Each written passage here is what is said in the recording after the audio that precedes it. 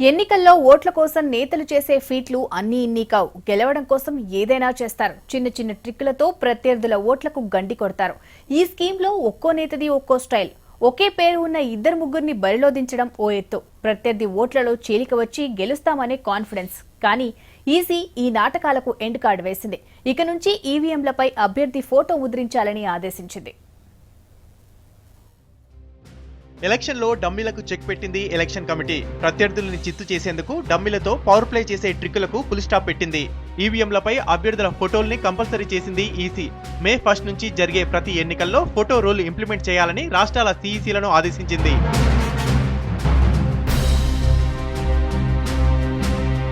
ఈవీఎంలపై ఫోటోల నిర్ణయానికి ఈసీ బాగానే స్టడీ చేసింది.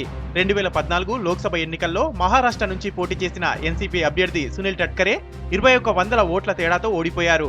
సేమ్ టైం సునీల్ టట్కరే అనే ఇండిపెండెంట్ కు 9500 ఓట్లు పోలయ్యాయి. డమ్మీ అభ్యర్థి కారణంగానే తాను ఓడిపోయినట్టు ఈసీకి కంప్లైంట్ చేశారు. తన ప్రత్యర్థులు కావాలనే తన పేరున్న మరో వ్యక్తిని బరిలో నిలిపారని క్లారిటీ ఇచ్చారు. సేమ్ పేర్లతో ఓటర్లు కన్ఫ్యూజ్ కావడంతో తనకు పడాల్సిన ఓట్లు షిఫ్ట్ అయ్యాయని విన్నవించారు. టట్కరే బాధను అర్థం చేసుకున్న ఈసీ న్యాయ నిపుణులతో చర్చించి ఈవీఎంలపై ఫోటోలకు గ్రీన్ సిగ్నల్ ఇచ్చింది.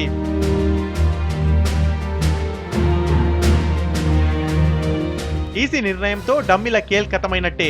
పేర్లతో తికమక పడినా ఫోటోలు చూసి ఓటు వేయవచ్చు. ఎంతమంది డమ్మీల్ని నిలబెట్టినా వచ్చే నష్టమేమీ లేదంటున్నారు ఎక్స్పర్ట్స్. అభ్యర్థి బలంగా ఉంటే ఏదో ఒక ఎత్తు వేసి చిత్తు చేయడం ప్రత్యర్థులకు కామన్.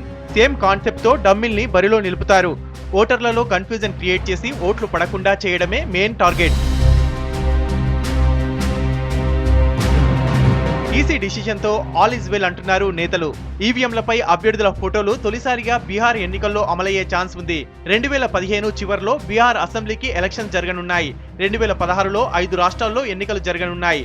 ఈసీ ఫోటోల నిర్ణయాన్ని నేతలందరూ వెల్కమ్ చెబుతున్నారు.